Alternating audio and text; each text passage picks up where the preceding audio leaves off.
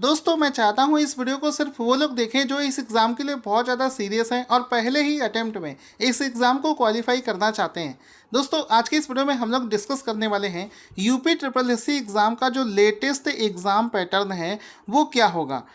इससे पहले आपको दोस्तों यहाँ पर जानने की ज़रूरत है, अगर ध्यान से समझिए, अगर आप एग्ज़ाम किसी भी एग्ज़ाम के एग्ज़ाम पैटर्न को अच्छे से नहीं समझते हैं तो आप भूल जाइए कि आपका कभी सिलेक्शन होगा, क्योंकि आप जब तक ये नहीं जानेंगे कि कौन सी चीज़ एग्ज़ाम में ज़्यादा पूछी जाती है, किस पर आपको ज़्यादा समय देना है, कौन सी चीज़ एग्ज़ाम में कम पूछी जाती है, किस पर आपको कम समय देना है, तब तक आप एग्ज़ाम निकाल ही नहीं सकते। तो यहाँ पर आज की इस वीडियो में हम सब कुछ डिस्कस करेंगे। उससे पहले आपसे बोलना चाहूँगा, अगर आप फ्री में इस पूरे एग्ज़ाम के नोट्स लेना चाहते हैं पीडीएफ फॉर्मेट में, तो टेलीग्राम पर हमारा चैनल ज्वाइन करें जिसका नाम है टारगेट स्टडी IQ। वहाँ पर आपको फ्री में सारे पीडीएफ्स दिए जाएंगे। अब दोस्तों पहले ये समझो कि इस बार जो पहली बार हम लोग पीईटी एग्ज़ाम देने वाले हैं उसमें क्या होगा। होता क्या था दोस्तों, पहले यूपी में बहुत सारे एग्ज़ाम होते थे जिसके लिए अलग से आपको फॉर्म भरना पड़ता था, जैसे कि जूनियर असिस्टेंट हो गया, कंडक्टर एग्ज़ाम हो गया, स्टेनोग्राफर, क्लर्क, फॉरेस्ट गार्ड, जितने भी मतलब कहने का एग्ज़ाम है, चाहे वो लेखपाल हो, वीडियो हो, जूनियर इंजीनियर हो, इन सभी एग्ज़ाम के लिए अलग से फॉर्म भरो। और फिर फॉर्म भी हज़ारों लाखों की संख्या में लोग फॉर्म भरते हैं। ऐसे ऐसे लोग भी फॉर्म भर देते हैं जिनको एग्ज़ाम से कोई मतलब नहीं है। तो अब क्या कर दिया गया है, अब एक एग्ज़ाम ला दिया गया है जिसको बोलते हैं पीईटी। अब इस एग्ज़ाम के आ जाने से अब आपको ये सब एग्ज़ाम देने की ज़रूरत नहीं है, आपका सिर्फ पीईटी एग्ज़ाम होगा। उसके बाद में जो limited number of serious students होंगे उनको ही सिर्फ दूसरा एग्ज़ाम देने की ज़रूरत पड़ेगी। तो यहाँ पर अगर आपको यूपी में अब ग्रुप बी और सी की वैकेंसीज़ को एग्ज़ाम देना है, उसका जॉब लेना है, तो आपको 4 स्टेप में सिलेक्शन लेना होगा। पहला तो आपका पीईटी एग्ज़ाम लिया जाएगा। अगर आप उसमें पास हो गए तो मान लीजिए आप लेखपाल की वैकेंसी आ जाती है, उसका फिर आपको लेखपाल का एग्ज़ाम देना पड़ेगा। और लेखपाल की वैकेंसी आने पर सिर्फ वही लोग लेखपाल का फॉर्म भर पाएंगे, लेखपाल के मेंस का फॉर्म वही लोग भर पाएंगे जो पहले से पीईटी एग्ज़ाम दे चुके होंगे। अगर आपने पहले से पीईटी एग्ज़ाम नहीं दिया होगा तो आप लेखपाल का फॉर्म भर ही नहीं सकते। इसके बाद में अगर उसमें इंटरव्यू होगा तो वो देना पड़ेगा, डॉक्यूमेंट वेरिफिकेशन होगा और फाइनली आपका सिलेक्शन हो जाएगा। अब दोस्तों यहाँ पर हम लोग समझते हैं कि जो पीईटी एग्ज़ाम है इसका एग्ज़ाम पैटर्न क्या है।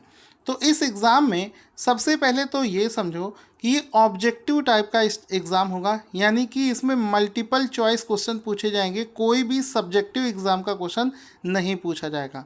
दूसरी चीज़ है कि इसमें टोटल नंबर ऑफ 100 क्वेश्चंस पूछे जाएंगे। 100 यहाँ पर क्वेश्चंस होंगे और इस 100 क्वेश्चंस के लिए आपको 2 घंटे का समय दिया जाएगा, यानी कि 120 मिनट में आपको 100 क्वेश्चंस सॉल्व करने होंगे। इसमें क्या, इसमें नेगेटिव मार्किंग है? यस, इसमें जो नेगेटिव मार्किंग है वो 1/4 है। ठीक है, हर 4 क्वेश्चन पर एक गलत करने पर आपका नंबर काटा जाएगा। इसका जो सिलेबस है बड़ा ही आसान है। अब इसमें देखो, बेसिकली ये पूरा इसका सिलेबस दे रखा है। पूरे 100 नंबर का ये जो पेपर है, आप नीचे देखोगे टोटल इसका 100 नंबर यहाँ पर होता है। अब इसमें आप देखोगे तो कुछ तो सब्जेक्ट हैं जो कि 10-10 नंबर के पूछे जा रहे हैं और कुछ ऐसे सब्जेक्ट हैं जिनको सिर्फ 5 नंबर में ही पूछा जा रहा है। तो जो 10-10 नंबर में पूछे जा रहे हैं उनका वेटेज ज़्यादा है, यानी कि ये ज़्यादा क्वेश्चन पूछे जा रहे हैं, तो इसको आपको ज़्यादा ध्यान देना है।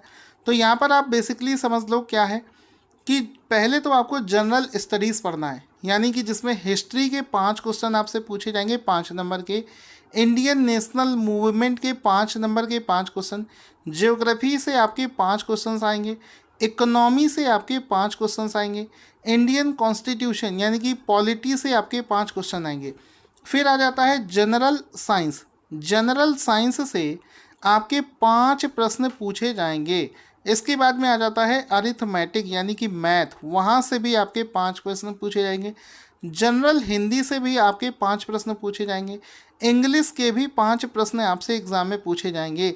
रीजनिंग से भी 5 प्रश्न आपको एग्ज़ाम में पूछे जाने हैं। अब आ जाती है दोस्तों बात करंट अफेयर्स की, जिसको मैं खुद से पढ़ाता हूँ। करंट अफेयर्स से आपके 10 प्रश्न पूछे जाएंगे, इस पर विशेष रूप से आपको ध्यान देना है। करंट अफेयर्स आपको पढ़ना है। इसके बाद में आ जाता है जनरल अवेयरनेस, तो उसके भी 10 प्रश्न आपसे पूछे जाएंगे। फिर हिंदी का एक अनरीड पैसेज आएगा जिसके 10 प्रश्न होंगे। फिर आ जाएगा ग्राफ जिसके 10 प्रश्न होंगे, 2 ग्राफ पूछे जाएंगे। फिर आ जाएगा डीआई जिसमें आपके 10 प्रश्न पूछे जाएंगे। इस प्रकार से मिलाकर टोटल 100 क्वेश्चंस होते हैं जिसके लिए आपको 2 घंटे यानी कि 120 मिनट दिया जाएगा। ठीक है, 120 मिनट में आपको ये सारे प्रश्न करने होंगे। आई होप आपको इसका पूरा सिलेबस अच्छे से समझ में आ गया होगा। अगर अभी भी आपके मन में कोई डाउट है तो आप कमेंट बॉक्स में कमेंट करके बता सकते हैं। साथ ही साथ में इस वीडियो को जितना ज़्यादा हो सके शेयर करो सो दैट आपके और भी दोस्तों को इसका सिलेबस पता चल सके। और टेलीग्राम पर टारगेट स्टडी IQ चैनल को ज्वाइन करना ना भूलें, जहाँ पर आपको सारे नोट्स फ्री में दिए जाते हैं।